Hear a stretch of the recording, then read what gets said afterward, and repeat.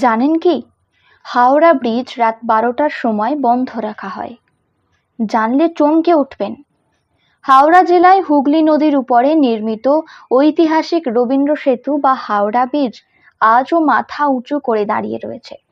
এই সেতু কলকাতা শহরকে যুক্ত করেছে। তবে জেনে অবাক হবেন, এই ব্রিজটি দুপুর ও রাত 12টার সময় কয়েক মিনিটের জন্য বন্ধ করে দেওয়া হয়। তবে এর কারণটি সত্যিই চমকে দেওয়ার মতো। হাওড়া সেতু একটি ঝুলন্ত সেতু। দুটি বিশাল স্তম্ভের উপর স্থাপিত এটি।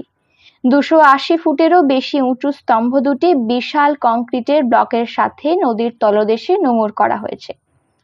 এই দুটি পিলারের মধ্যে দূরত্ব 1500 ফুট, তাই এর উপর বেশি ওজন থাকলে ভেঙে পড়তে পারে।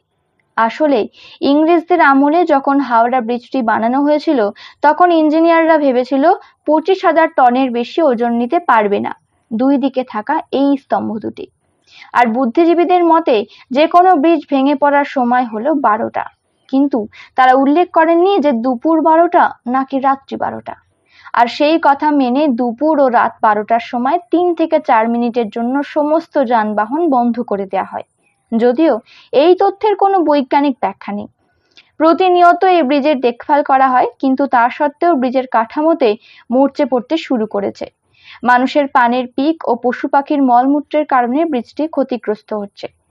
প্রতি বছর এর রক্ষণাবেক্ষণের জন্য 65 লক্ষ টাকা খরচ করা হয়, কিন্তু কেউ জানে না আর কতদিন মানুষের ভার সইবে এই ব্রিজটি।